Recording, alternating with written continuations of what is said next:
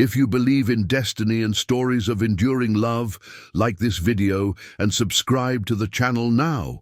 New and original tales of romance are shared here every day, each more heartwarming than the last.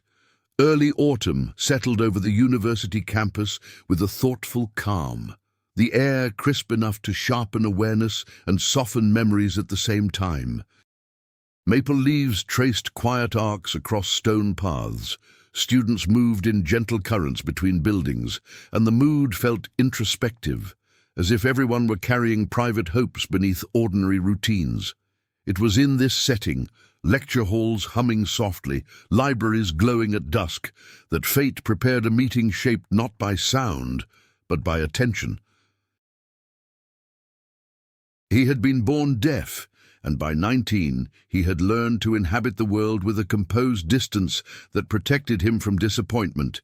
He watched more than he spoke, read faces with care, and chose solitude when attention felt uncertain.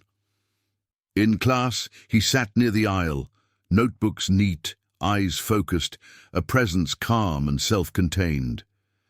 To the observer of destiny, there was a quiet strength in the way he navigated spaces that rarely slowed for him. He did not ask to be noticed. He had learned that curiosity often came wrapped in pity, and that kindness could be fleeting when novelty faded. She noticed him anyway, not because he was different, but because he seemed deliberate, as if every movement carried intention.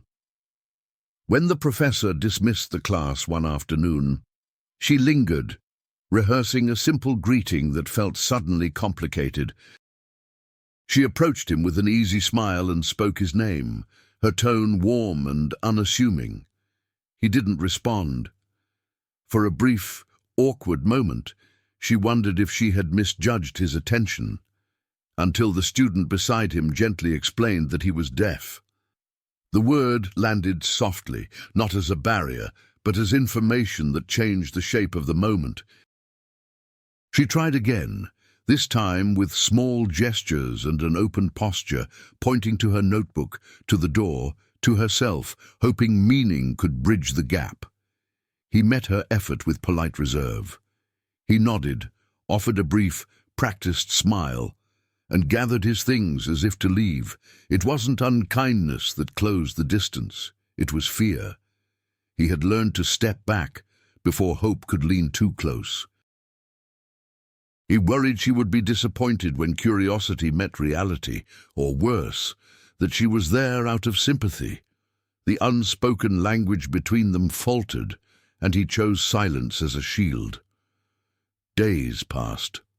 She saw him across the quad, in the library, near the cafe where steam fogged the windows in the afternoon. Each time she felt the same pull, not urgency, but a quiet insistence that the first attempt had been incomplete. She replayed the moment, not with embarrassment, but with resolve. If connection required effort, she would offer it honestly.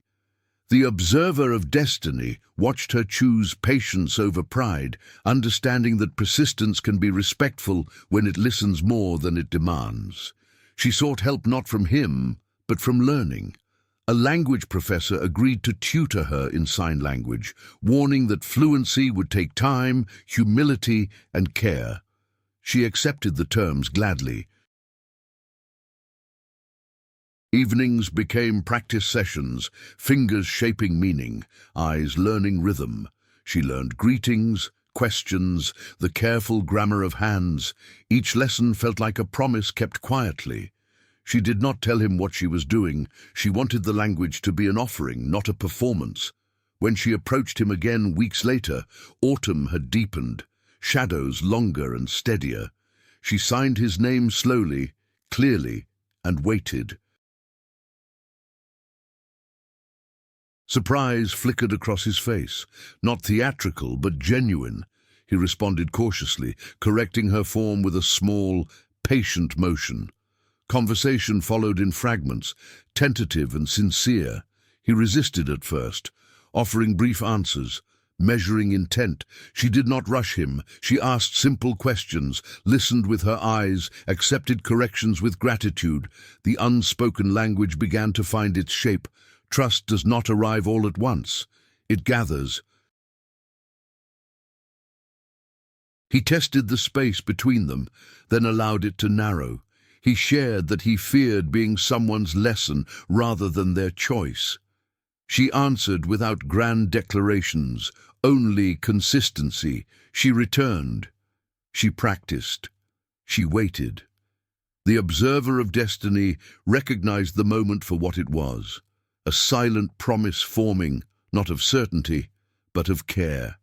And in that careful exchange, the spark was not loud, but enduring, ready to grow where respect had made room. The weeks that followed became a test not of desire, but of endurance. Autumn surrendered slowly to winter, and the campus changed its rhythm. Shorter days, quieter walkways, a colder air that made every choice feel more deliberate.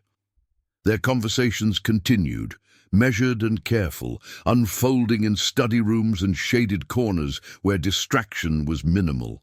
He allowed the connection, but only within boundaries he believed were necessary for survival. He answered questions, shared small details, yet kept his heart guarded behind habits built over years of self-protection. His resistance was not indifference, it was memory.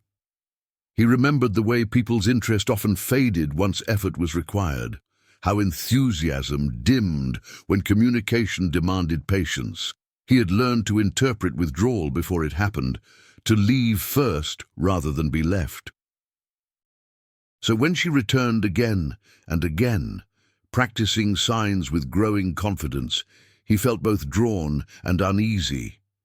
Each improvement raised a question he was afraid to ask. How long would she stay?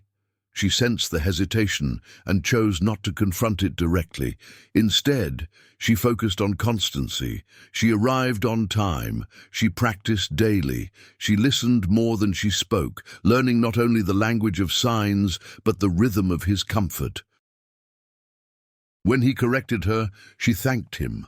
When she made mistakes, she laughed softly and tried again. There was no urgency in her presence, no demand for reassurance. The observer of destiny watched as patience became her quiet argument. Pressure came from the outside as well. Friends questioned why she invested so much energy into something so uncertain. They asked whether she was prepared for the lifelong adaptations such a relationship would require, whether affection would be enough when misunderstandings multiplied. She listened without defensiveness because she understood the weight of those concerns. Yet each time doubt surfaced, she returned to the same truth. What she felt was not charity or curiosity, it was choice.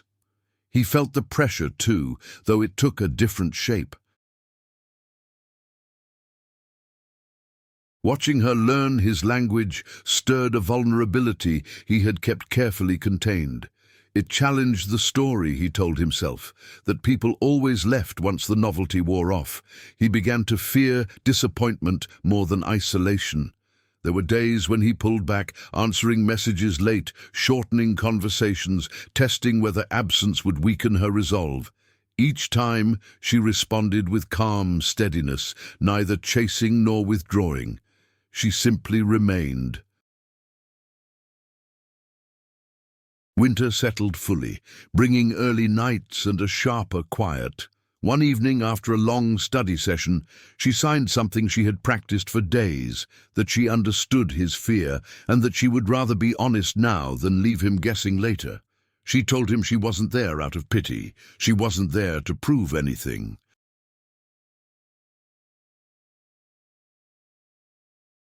She was there because learning his silence had taught her something about herself, about listening, about presence, about the courage to stay when staying is inconvenient. He did not answer immediately. Silence, for him, was not emptiness, it was consideration. He looked at her for a long moment, weighing risk against hope. The observer of destiny could see the conflict clearly. the longing heart pressing forward, the instinct for protection pulling back. When he finally responded, his signs were slower, deliberate. He admitted that trusting someone felt like standing at the edge of a cliff without knowing the depth below. He said he needed time, not to reject her, but to believe her. She accepted that condition without hesitation. Waiting, she understood now, was not passive. It was an act of faith. And so the long wait continued, not defined by distance, but by the courage required to let love approach at its own pace. The turning point arrived quietly, without ceremony, as winter began to loosen its hold and the first signs of spring edged into the campus air. The days grew lighter, and with the change came a subtle shift in him, less guarded, more present. He no longer tested her constancy with distance. Instead, he invited her into it.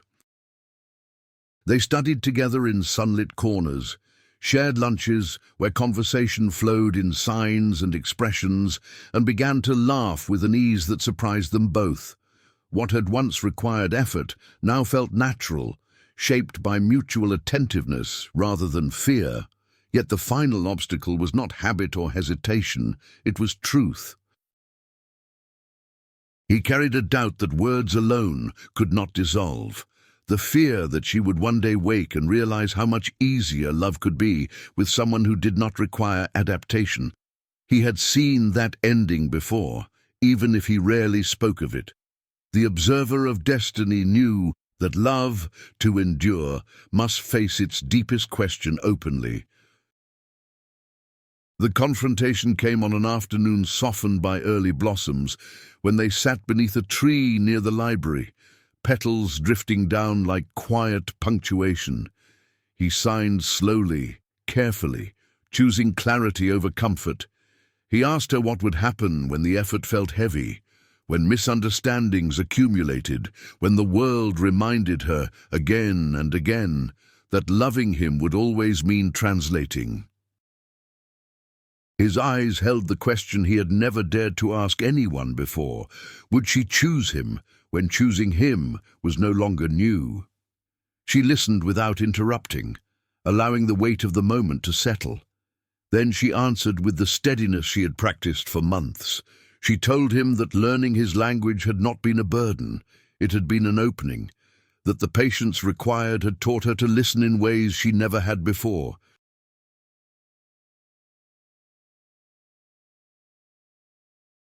She admitted she did not know every challenge ahead, but she knew this much. Ease had never been what she sought. Presence was, and presence, she had learned, could be profound in silence. He resisted once more, not by pulling away, but by naming the last fear. He confessed that part of him still believed she deserved a simpler path, one unmarked by explanations and accommodations. Saying it aloud felt like surrender. The observer of destiny recognized the moment. Vulnerability laid bare, no defenses left to hide behind. She reached for his hands, grounding the space between them, and signed with care. She told him that love was not measured by convenience, but by commitment freely chosen. She did not want a simpler path, she wanted a truer one. She asked him to let her choose, fully and without apology. In that request was a promise, not loud, not dramatic, but unwavering.